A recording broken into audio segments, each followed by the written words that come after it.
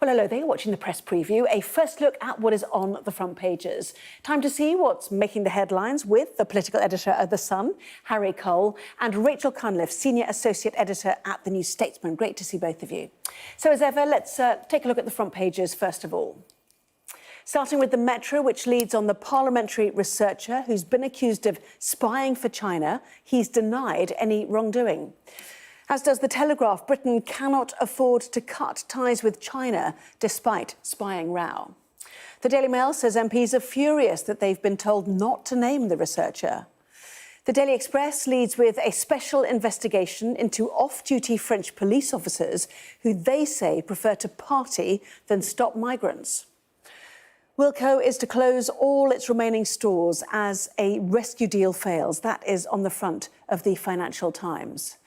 A third of young medics plan to quit the NHS within 2 years of graduating, reports The Guardian. The Eye says millions of people are going to get a boost to their pensions, costing the Treasury billions of pounds. The Sun leads with a story about TV star Brian Conley leaving EastEnders.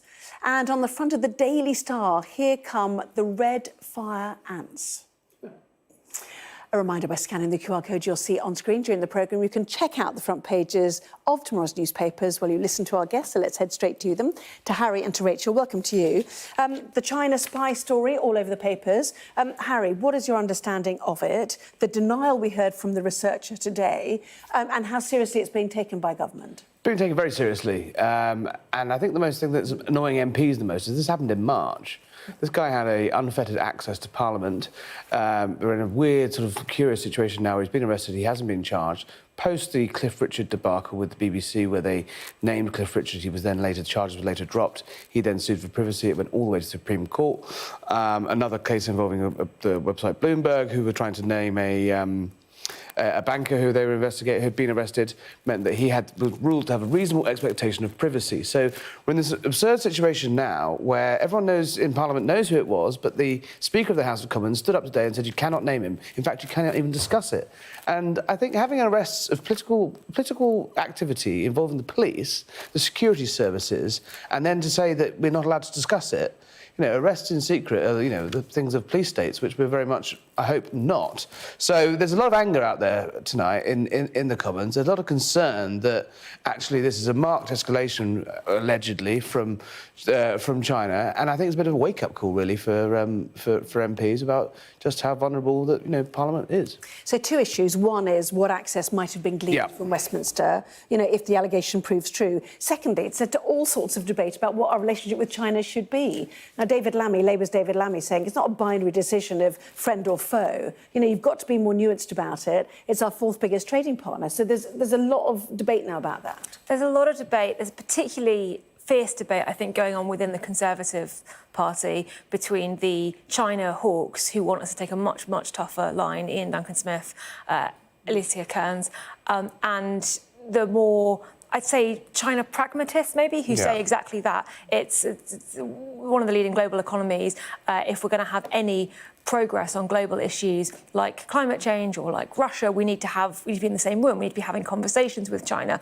And the pushback to that, I guess, is that no one is really suggesting that we disengage entirely and we say, well, we're not going to play with you. We're Britain and we're going to not go and not be in the room and not have those conversations. But the question is, when we're having those conversations, how tough are we being? And the criticism of the Foreign Secretary for going on this trip over the summer after the arrest had been made without seeming to gain any concessions from China first. There were sort of worries that signalled that we, Britain, were taking a softer approach and that we weren't prepared to stand up for ourselves. And this is James Cleverly, first visit in 5 years to China, effectively, you know, with the knowledge of this allegations against this researcher already in the bag at that point. With the knowledge that the trip had to be delayed because his counterpart had disappeared.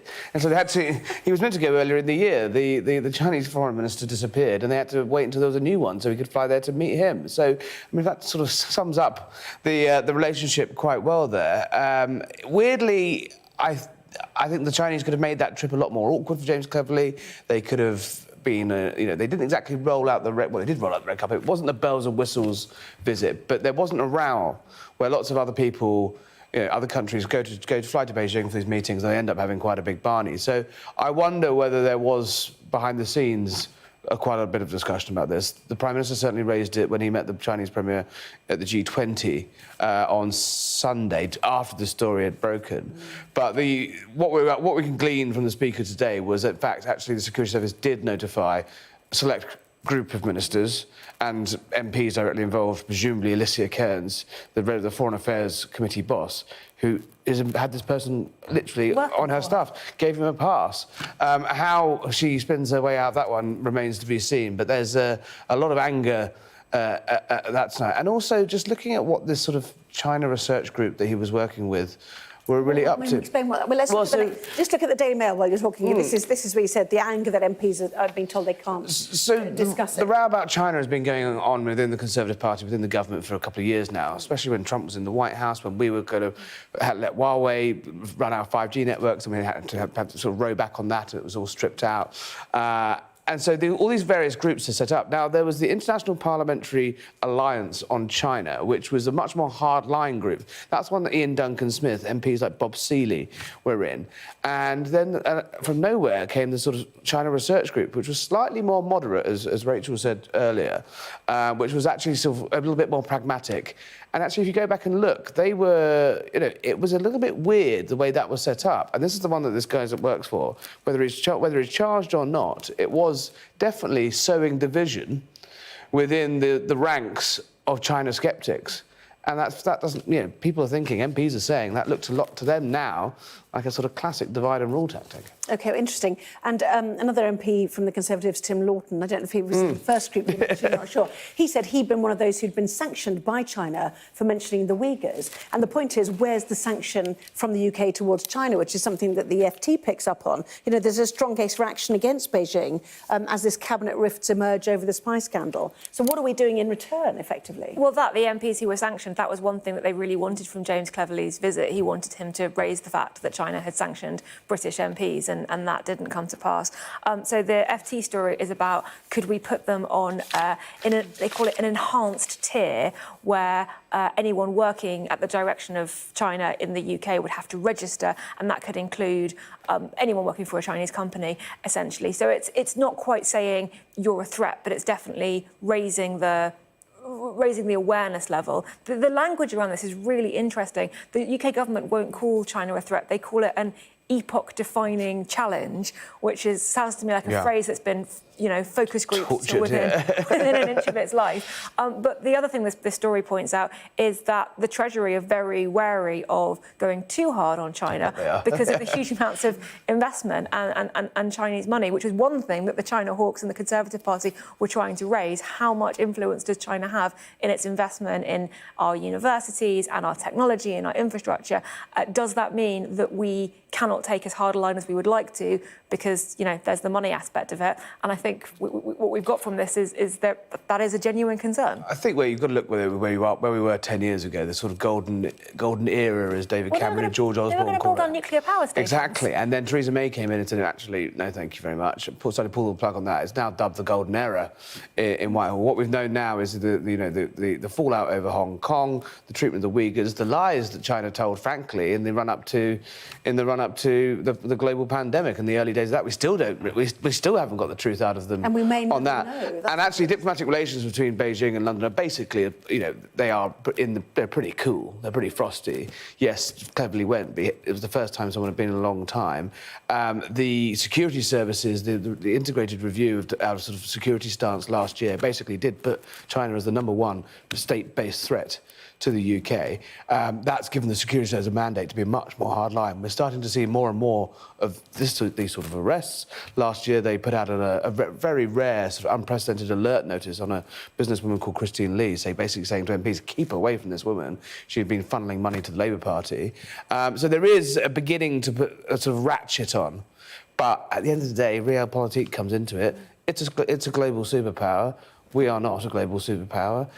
At the end of the day, if we want the cash, then, occasionally, frankly, we have to turn a blind eye. And that's what successive governments have done since they recognised China. Well, it's 100 billion in trade, is it not? One wonders how much of it is us going to them. It's very hard not to buy something Chinese when you shop online. We haven't even mentioned Hong Kong or the threat to Taiwan, have we? Yeah. We'll leave that for now and move on to dogs. Awful video emerging over the weekend. Perhaps we'll run some of it if we can, actually. Just a warning, it's not a nice watch. An 11-year-old injured, others as well. People in the end having to grab sticks to get the dog off. What do we do about it? It's already itself it's a crossed breed, if you like. Is it the right thing to ban it, do you think, Rachel?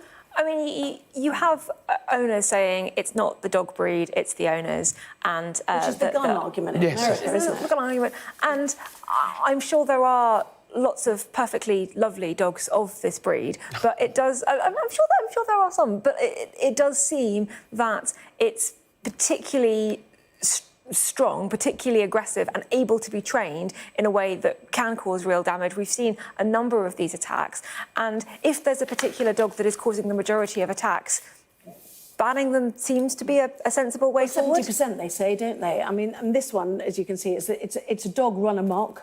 I mean, the owners can't control it. Well, the owner's in hospital. One of the people in hospital, the police said, oh, we're going to have a word with the owner, because that's all they can do. And they said, once they're out of hospital, once they get better, you just think, oh, what is going on here? The problem is the Dangerous Dog Act is actually a very badly drafted piece of legislation in the fact you can't act. It's actually quite hard to change it's very loose in its wording. So you risk, if you ban this breed, you risk dragging in lots of other breeds that look like this breed but aren't perhaps dangerous in it. And also, we had this slightly bizarre situation this morning where Suella Braverman last night came out and said, yeah, I'm going to look into this. I've commissioned research. And it's not her department. It's not her department. So you wonder how much politics is actually going on in this. So DEFRA have said, well, hang on, slow down. This has nothing to do with the Home Office.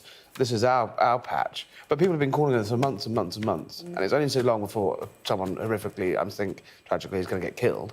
And, it's another classic case of the government just looks slightly impotent on this because it's trying to sound tough, but actually, at the same time, you've got officials briefing us that actually this is a very hard thing to do. Yeah, because you then breed them again, so they're not actually an XL bully, they're something else. Yeah, and, exactly. Or it goes underground, and for some they're bred to be aggressive. The idea of dog fighting, ears clipped, you name it. It's a.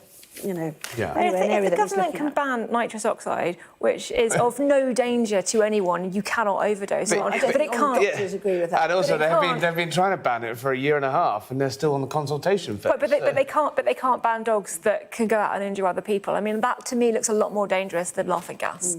Rachel, very quick minute, if you don't mind, on the eye. Yeah, the state pension. The state pension, it's going up. Yay, paid for by working people whose taxes are not being cut.